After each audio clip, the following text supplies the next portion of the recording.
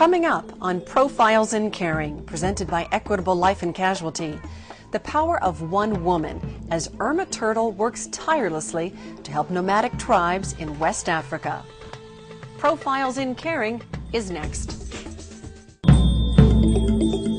The following Profiles in Caring is made possible through generous support from Equitable Life and Casualty, committed to caring. Welcome to Profiles in Caring. I'm Kimberly Perkins. Today we're going to look at the powerful impact that one woman can have. Her name is Irma Turtle, and her organization, TurtleWill, is making a huge difference to the lives of people in nomadic tribes in West Africa.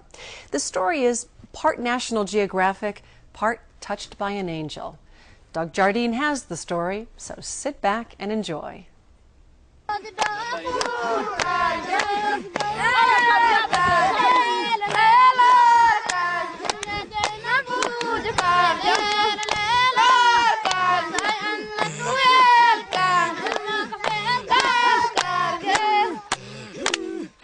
They are the Wodaabe, the Tuareg, and the Mursi, nomadic people living in what is considered to be the last undiscovered desert in the world, sub-Saharan regions of West Central Africa.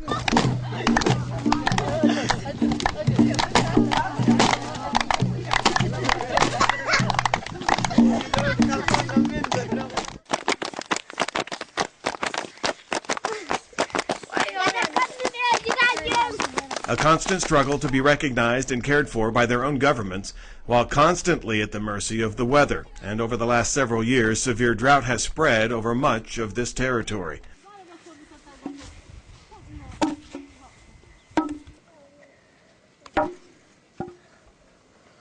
For the Wodaabe nomads, there is nothing more important in life than to walk in front of one's cattle.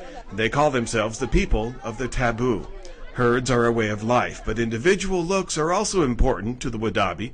Each year, an annual festival called the Girawal is really a beauty contest, with the most handsome young Wodaabe men participating in full facial makeup and costumes, all worn to highlight their thin noses and lips, white teeth, and their eyes.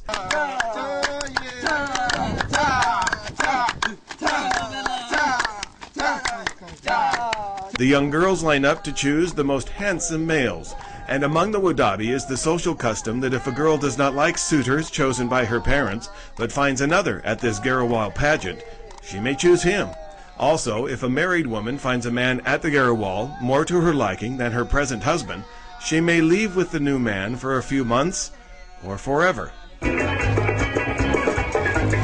The Tuareg nomads are the so-called blue men of the Sahara, walking or riding their ships of the desert, their camels. They are Muslim, but for men, all faces are veiled so that only their eyes are revealed.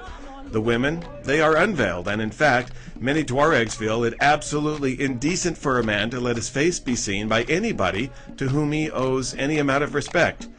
Both men and women dress in robes and veils of indigo, a dye that wears off onto their skin, and because of that, they are indeed the men of blue.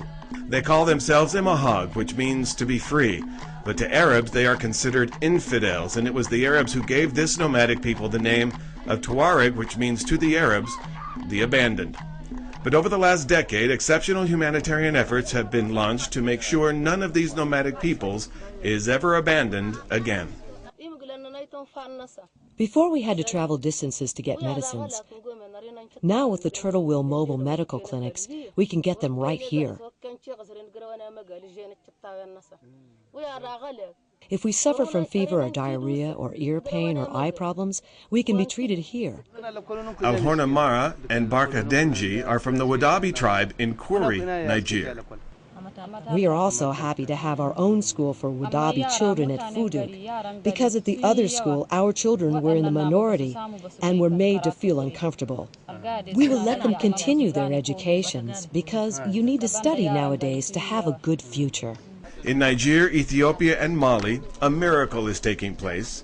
Medicines and medical care are now available. Education, with special import on young women, is also available.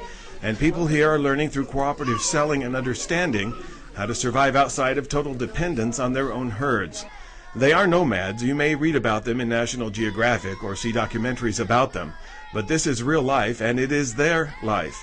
They are truly the Earth's people. in continual motion to keep herds fed, families nourished, and traditions alive. And one Arizona woman has stepped up to make sure their traditions and their lifestyles do not change. So meet Irma Turtle. The name of the organization is TurtleWill, which is one word, capital T, capital W. And the reason for the name is, the question is, who will help these people? Turtle will. And I knew that I had to change my life. I knew that that big neon flashing question mark over my head that said, so what, so what, so what? Like, what is the value in this? Was going on and off too often, and I had to find something that would give me real fulfillment. So I started Turtle Tours, and that was 1985. And Turtle Tours very quickly became specialist in remote tribal peoples. And I got to know the people, and I got to know their names and the names of their kids, and gradually they began to confide in me, and they would let me know, someone would let me know that they had a very sick child who needed to go to the hospital, but they had no money, or the teacher somewhere would let me know that the schoolhouse roof had blown off, or someone had a baby with a cleft lip, or someone was starving. And in about 97, one of the people on the tour said to me, "You should do a newsletter about all this." But I got home and I started writing it up, and my gosh, we had such major contributions that we put together that I wrote a newsletter, because I was always writing newsletters for Turtle Tours, anthropologic newsletters. So I wrote a newsletter. I gave it the name TurtleWill. Who will help these people? TurtleWill. And 10 years later, Irma Turtle has indeed done. But she will also tell you there's a lot of will left to do. More on Irma Turtle and the TurtleWill Foundation from West Central Africa when Profiles in Caring continues.